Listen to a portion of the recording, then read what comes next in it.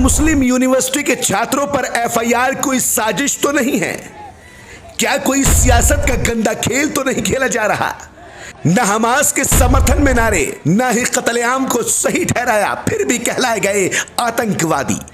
क्या अलीगढ़ मुस्लिम यूनिवर्सिटी को आतंकवादियों का अड्डा कहना सही है?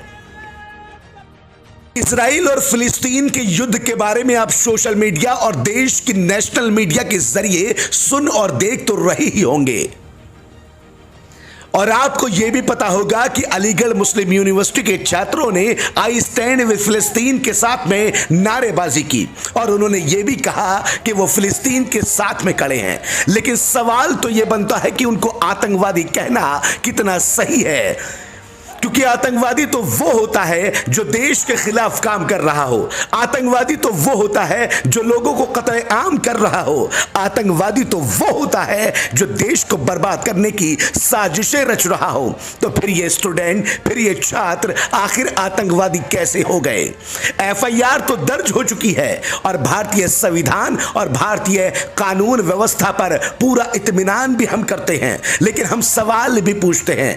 एफआईआर हो चुकी है, प्रोसेस जारी है, कार्रवाई भी की जा रही है, गिरफ्तारी भी हो जाएगी और इस पूरे मामले को न्यायालय के समक्ष भी रखा जाएगा। फिर न कोई दलील, न कोई वकील, न जिरे, न बहस, न फैसला, और सिर्फ दे दिया गया वो राजनीतिक फैसला जिसमें कहा गया कि ये तो आतंकवादी हैं, एएमयू तो आतंकवादियों का अड्डा है। आखिर क्या कानून व्यवस्था पर विश्वास नहीं है? क्या देश के संविधान पर विश्वास नहीं है? माना कि स्टूडेंट ने कोई गलती की है, माना कि उन्होंने फिलिस्तीन के समर्थन में नारेबाजी की है, माना कि उन्होंने मार्च भी निकाला है, लेकिन क्या यह मार्च निकालना आतंकवादी के दायरे में लाकर उनको खड़ा कर देता है? अगर उनके खिलाफ मुकदमा हुआ है, अगर उनके खिलाफ एफआईआर हुई है, तो फिर कानून व्यवस्था इस पूरे मामले को अपने आप देख लेगी। फैसला देने की राजनीतिक लोगों को जरूरत ही क्या है? अब यह भी बता देते हैं कि हम साजिश जो कह रहे हैं वो किस लिए कह रहे हैं, क्योंकि यह हमारा कहना नहीं है। हमारा कोई भी शब्द किसी भी समर्थन या किसी के भी खिलाफ नहीं जा रहा है, बल्कि हम तो वो सच्चाई को दिखाने की कोशिश कर रहे हैं जो अलीगढ़ मुस्लिम यूनिवर्सिटी के छात्र चीख चीख कर बयां कर रहे हैं। इन छात्रों पर जो मुकदमा दर्ज किया गया है उसमें जो धाराएं लगी हैं वो धाराएं 153A, 188, 505 हैं, जिसकी कार्रवाई चल रही है। पुलिस इनको गिरफ्तार करेगी तो फिर न्यायालय में जाकर इन तमाम बातों का जवाब भी उनसे लिया जाएगा। लेकिन उससे पहले किसी को आतंकवादी कहना, किसी को आतंकवादियों का अड्डा बताना बिल्कुल गलत है। और अगर यह आपको सही लगता है तो यकीन मानिए फिर संविधान यहां पर नहीं आता, फिर तो तानाशाही आती है। अब एक और सवाल मैं आपके सामने छोड़ता हूं, जो सवाल अलीगढ़ मुस्लिम यूनिवर्सिटी के इन छात्रों ने दबाकर उछाला है और सीना ठोक कर चीख कर ये कह रहे हैं कि ये जो एफआईआर हुई है सिर्फ इसलिए हुई है क्योंकि वो अलीगढ़ मुस्लिम यूनिवर्सिटी में इलेक्शन चाहते हैं।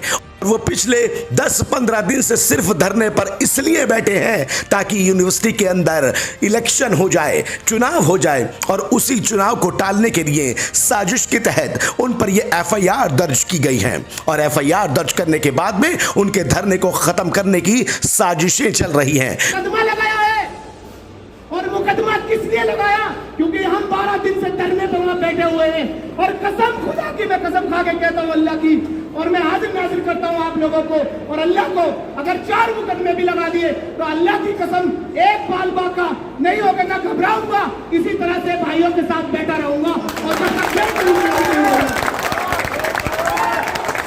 मेरे बड़े भाई ने मुझे कॉल की, मुझे नहीं था जब मुकदमा हुआ हम पर, हमारे मेरे बड़े भाई ने मुझे कॉल किया कि तुम्हें पता मुकदमा हो गया है?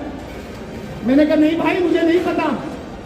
फिर 2-4 कॉल और आई, अरे मैंने कहा घबराइए मत, ये सारे षड्यंत्र हम जान गए, इस एडमिनिस्ट्रेशन का है, हमारे पर मुकदमा सिर्फ इसलिए लगाया है ताकि हम वहां धरने से हट जाएं और कॉम्प्रोमाइज करने के लिए हमसे कहा भी जा रहा है। कोई अलीगढ़ मुस्लिम यूनिवर्सिटी के छात्रों को आतंकवादी कह रहा है, कोई अलीगढ़ मुस्लिम यूनिवर्सिटी को आतंक का अड्डा बता रहा है। जरा गौर कीजिएगा, ये वही यूनिवर्सिटी है जहां से देश के बड़े बड़े नाम निकले हैं और यहीं से पास आउट होकर भारत का नाम विदेशों में बड़े ही गर्व के साथ में अपना डंका बजवा रहे हैं और भारत का सीना चौड़ा कर रहे हैं। तो ऐसे शिक्षा के मंदिर को आतंकवादियों का अड्डा कहना कितना सही है? माना कि उन्होंने गलती कर दी, माना कि उन्होंने प्रोटेस्ट किया, माना कि वो देश की विदेश नीति के खिलाफ गए, तो उसी के तहत उन पर कार्रवाई भी तो की जानी चाहिए। आतंकवादी कहना, उग्रवादी कहना और उनके ऊपर अलग अलग लांछन लगाना कितना सही है? सोचिएगा आप भी और सोचूंगा मैं भी,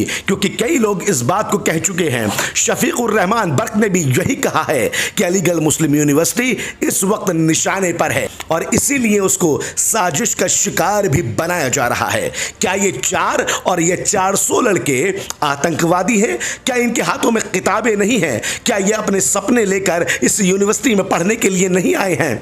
जो भी कार्रवाई हो वो तो न्यायालय करेगा, क्योंकि मुझे और पूरे हिंदुस्तान को न्यायालय की व्यवस्था पर पूरा यकीन है और संविधान पर पूरा यकीन है। लेकिन उससे पहले फैसला सुना देना बहुत ज्यादा गलत महसूस सा होता है और मैं यही कहना चाहूंगा कि आतंकवादी तो कम से कम न कहा जाए, क्योंकि आतंकवादी का मतलब शायद आप लोग जानते ही नहीं हैं। अलीगढ़ मुस्लिम यूनिवर्सिटी को एक यूनिवर्सिटी के तौर पर ही देखा जाए। अगर किसी ने गलत काम किया है तो उसकी सजा उसको मिलनी चाहिए। जबकि एक और चीज मैं आपको यह भी बता देना चाहता हूं कि अलीगढ़ मुस्लिम यूनिवर्सिटी के जो टीचर्स का जो एक ग्रुप है, या मैं उसको एसोसिएशन कहूं, उस एसोसिएशन ने साफ तौर पर यह ऐलान कर दिया है कि वो इन बच्चों के साथ में खड़े हुए हैं और इन बच्चों के साथ कंधे से कंधा मिलाकर चलेंगे।